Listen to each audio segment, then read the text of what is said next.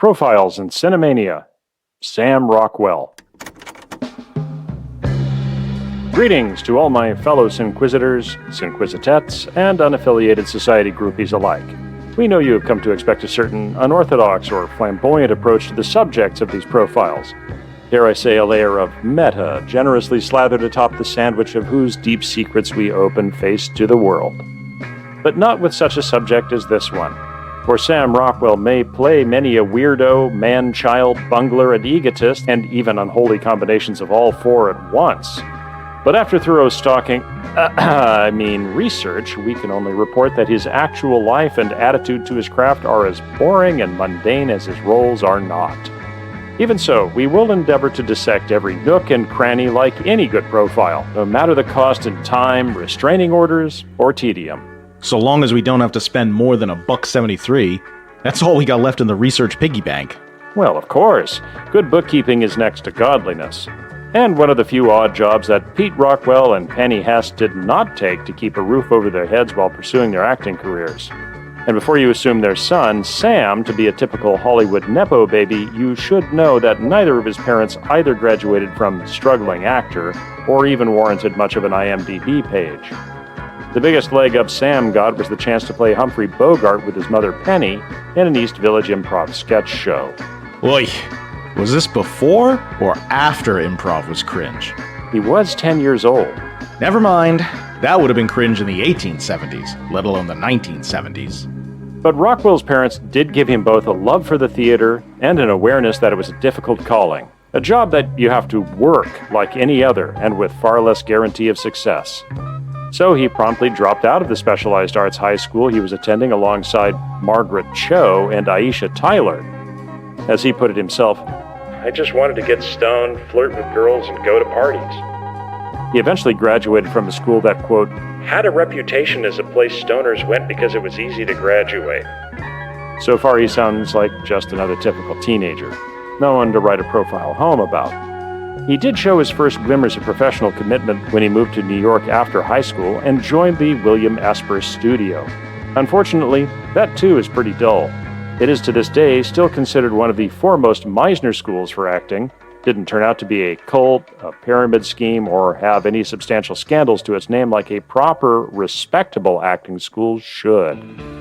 Putting aside some early student and indie films, Rockwell debuted both his film career and his on-camera penchant for the strange in the 1989 gonzo horror film Clown House. Genuine content warning: child sexual abuse. We want to take a moment to put humor aside and acknowledge the very real and horrible actions that led to the controversy around Clown House. The film's writer-director, Victor Ronald Salva, was convicted of repeatedly sexually abusing the film's 12-year-old lead actor, Nathan Winters, during production and post-production. Salva pled guilty in 1988, before the film even released the next year, but, surprise, served less than half of his 3-year sentence. Surprise, surprise, Salva returned to the industry in 1995 despite Winters' protests, and unfortunately, he continues to make films to this day. We want to make it extremely clear that the subject of this profile in Cinemania, Sam Rockwell, had absolutely no involvement whatsoever in Salva's crimes, nor any knowledge that they were occurring. We don't get to pick our co-workers, folks. Aside from Clown House, Rockwell spent the early part of his career putting in the hours and doing the work for little pay and less recognition.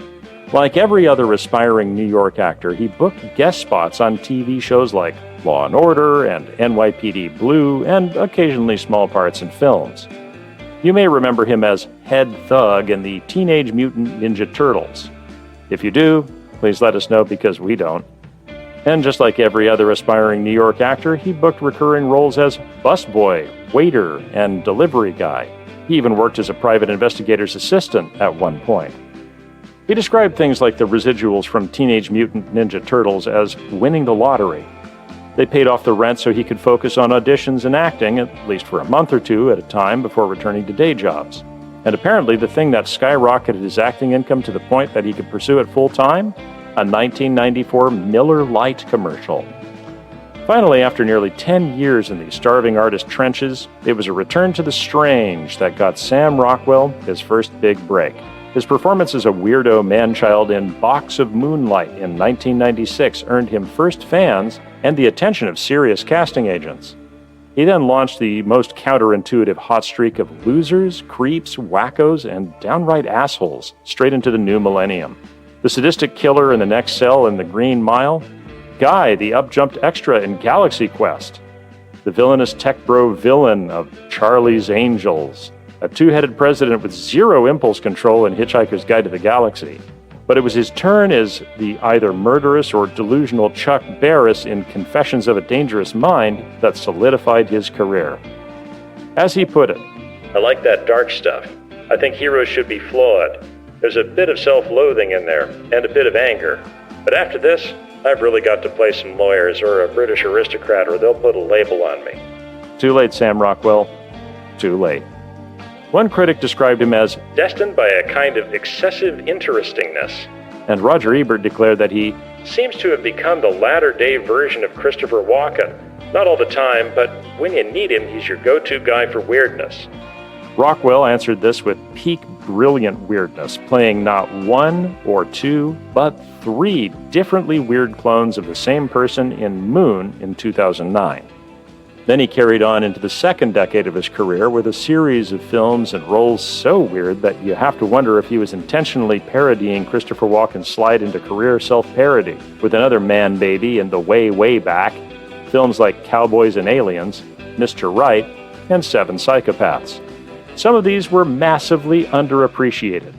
Others were appropriately underappreciated.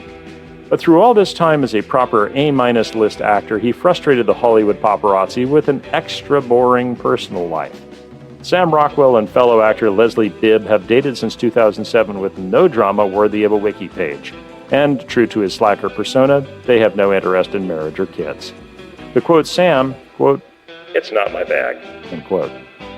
Then in 2017, Rockwell took his ability to play extremely unlikable, immature men, but with a very real core of vulnerability and insecurity, balled it up into a fist, and punched Hollywood in the face with his turn as a deeply racist and lackluster deputy in 3 Billboards Outside Ebbing, Missouri. This woke everyone up and made them realize they were at least a decade behind, and threw about 24 awards and nominations his way, including the Oscar for Best Supporting Actor. He followed this up with even more awful and racist characters like a 19th century cavalry officer, a 20th century country musician, and a 43rd president. And now all anyone can talk about is Rockwell's small but pivotal role in White Lotus, in which he delivers a monologue about the decadence and dissolution in his character's past that would make Colonel Kurtz from Apocalypse Now blush. His performances have gone from oddly engaging losers to dissecting the deep insecurities of modern men and the toxic attitudes that result, which seems like way too much effort and intentionality from a dude who dropped out of a prestigious performing arts school to smoke more weed, dropped out of G.I. Jane because the scuba scenes looked like they'd be too cold, and described acting like, quote, "riding a surfboard, waiting for a wave, you just have to go with it," end quote. But this is also the actor who saw all the hardships of his parents and still committed himself to acting and kept at it for 2 decades before his big break. In recent interviews, Rockwell has expressed deeply progressive political attitudes and has generally expressed dissatisfaction with the direction the United States has been going under MAGA. Big same, Sam. Big same. We here at the Cinemania Society share your sentiments. The Constitution is more than just a bumper sticker festooned with eagles reading "We the People." Perhaps all this time, it was just a cunning ruse. Rockwell fooled us into seeing him as an affable schlub, a low-rent Edward Norton minus the ego, the anti-celebrity you could get a drink with. We could be the same everyman, and we're just jazzed to be on the show.